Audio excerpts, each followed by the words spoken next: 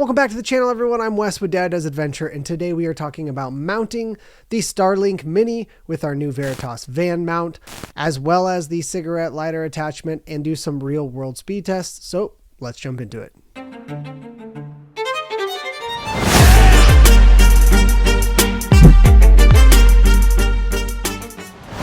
So Veritas Vans was nice enough to send one of their mounts my way. I'm not getting paid for this review, and they will not get to view it before I release it. So without further ado, let's jump into the build a little bit. So thankfully it came with a nice set of instructions, and the first thing we do is set the Starlink Mini in the white plastic square, and then we have the 4 brackets that kind of sandwich it in there. And so I'm basically getting the correct orientation. Then I'm going to put the brackets together. They fit together extremely nicely. The tolerances on them are very well done. The recessed portions face up. I made that mistake the first time I assembled this, and I ended up having the Allen heads of the screw popping out. They did a really nice job making them recessed so the Allen heads would be flush with the black brackets. So it comes with 2 different options if you select them: the 4 magnet mounting brackets, and then you have the 4 brackets that are suction cup mounts. And also it came with the cigarette lighter or a DC power with a waterproof inlet to the Starlink Mini, which is super cool because Starlink gives you an AC version and that is the DC version.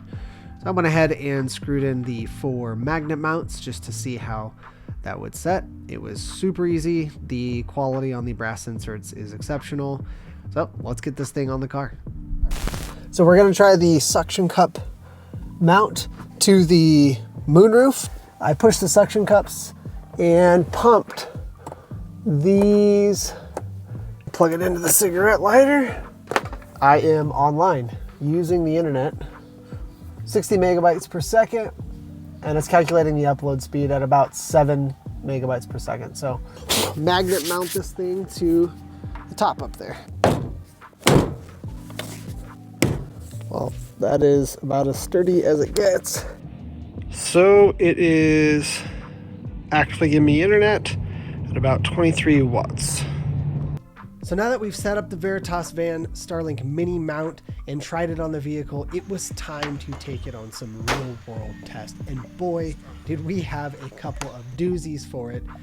We strapped this thing to the top of my Toyota Sienna, and we took it to a remote spot in the Eastern Sierra Mountains. And the following weekend, we took it to Death Valley in the middle of the summer. And in a running gun battle between a Toyota minivan and the Veritas mount in 108 degree weather, the Veritas mount held up perfectly. The van, not so much. Thankfully, it was just a minor overheating problem that didn't hamper us, but I was so impressed that on a 108 degree day, while moving, the Veritas mount held the Starlink Mini and it performed flawlessly, running 2 iPads and cell phones the entire trip. In fact, the only time the Starlink stopped working is when I inadvertently parked under a shade awning and forgot that a satellite device needs clear line in the sky.